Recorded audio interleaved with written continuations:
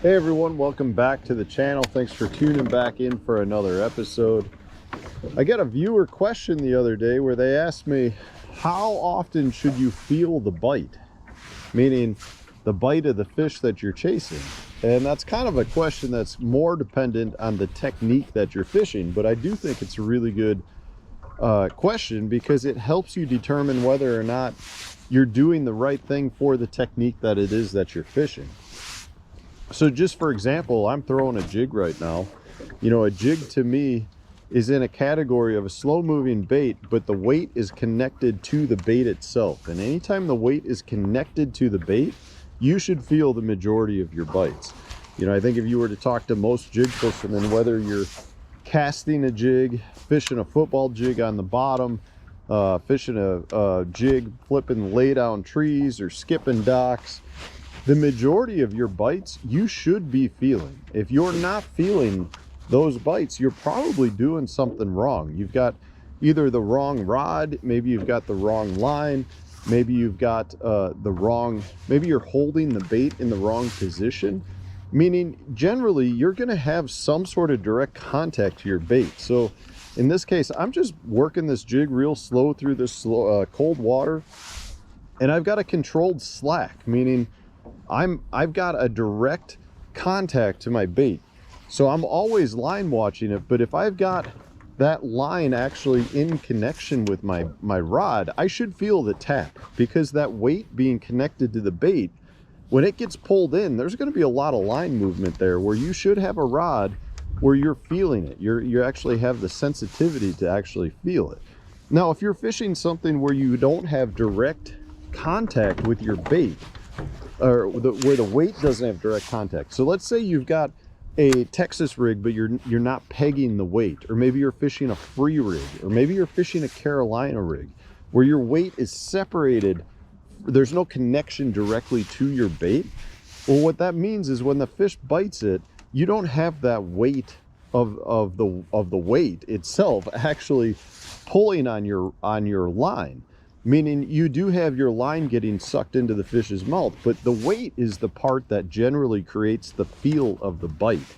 You know, it's the fact that you've got something that's heavy on the end of your line getting sucked into the fish's mouth. Well, if you remove the majority of the weight that's getting sucked in, because when that fish sucks a bait in, let's say they suck a free rig bait in, generally they don't get the weight, they get just the bait itself.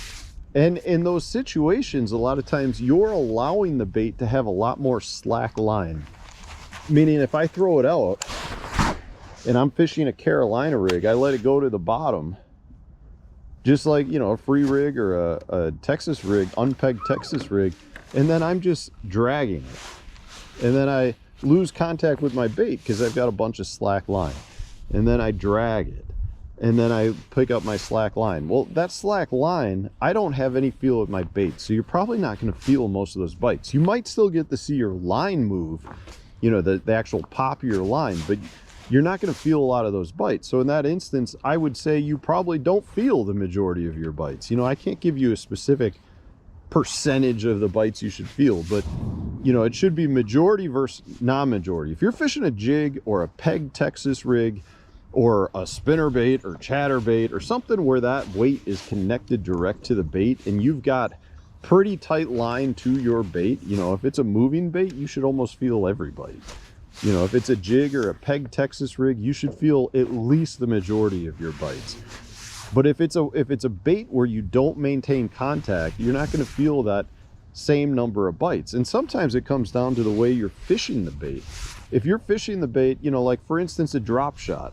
Well, if I'm keeping direct contact and I want my line tight to keep my bait up off the bottom, you're going to feel the majority of those bites. But I'll tell you, a lot of times I fish a drop shot almost the same way I fish a Carolina rig. Like I'll throw it out, let it go to the bottom, and then I'll drag it, and then I'll actually let the line go slack on purpose because I want my bait to settle to the bottom. And then when I pick it up, the bait rises, I might shake it up there, and then I let it go slack. So I let it fall on a free line.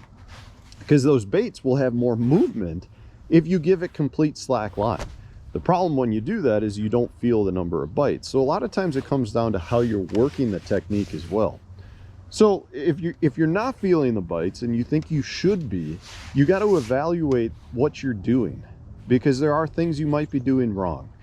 You know, for instance, if you're not feeling the bites, take a look at the type of rod you're using. If you're not using a rod that's sensitive enough, that could be hurting you. Meaning, you know, if you've got a fast action rod and you're flipping a jig and it's a quality rod, you should feel that bite. If you're fishing it with a composite moderate speed rod, well, you don't feel much in the tip of that rod anyway. So if you think it's going to be the right rod for a jig, you're probably not going to feel the bites. And I got news for you. You probably shouldn't be using that with a jig, because you're not going to be able to drive the hook home. That's a great rod for your moving baits that have exposed hooks, like a chatterbait, but it's not the right jig rod. So you want to evaluate the rod that you're using. Maybe it's the line that you're using. You know, depending on the techniques, you might want braid, you might want fluorocarbon, you want monofilament. But the reality is they all have different sensitivity levels. And if you're fishing braid, you should definitely be feeling more of your bites.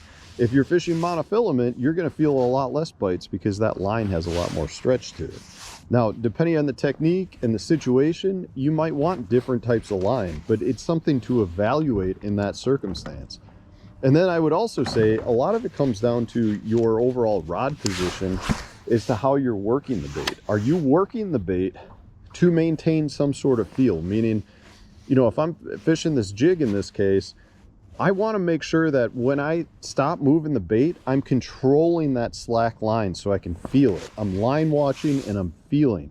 If I'm just pulling it and I'm not moving it at all, or I'm, you know, put my rod tip down because I'm looking at what's in the trees, you're not going to feel those bites. There's a lot to be said for maintaining concentration on what your bait is doing. Visualize what your bait's doing, but try to maintain some sort of feel. So when I'm working this jig, I've always got what I call controlled slack. I'm not just letting my line go slack. I'm giving the bait the line that it needs to move freely, but I'm also maintaining some control of that slack line. And I'm doing that specifically to be able to feel what that bait's doing. Really critical to keep that concentration on what your bait's doing. That's going to help you get more bites, and it's going to help you feel more bites, because a lot of times the fish are pretty good at getting a hold of your bait without you knowing. So the more you can feel the bite, the more you're going to increase the odds of actually putting those fish in the boat, versus picking up and feeling like, oh, there's a fish there, and then feeling them spit it out and missing your chance, because that happens more times than not when you're not paying attention. So hopefully this answers that question. I mean, there's a lot of variables that go into it, but it's also a controlled variable, and you can do things to increase your odds in terms of how many of those fish you're going to catch. If you enjoyed today's video, hit the like button, subscribe to the channel if you haven't done so already. Stay tuned. We'll have a new video tomorrow for you.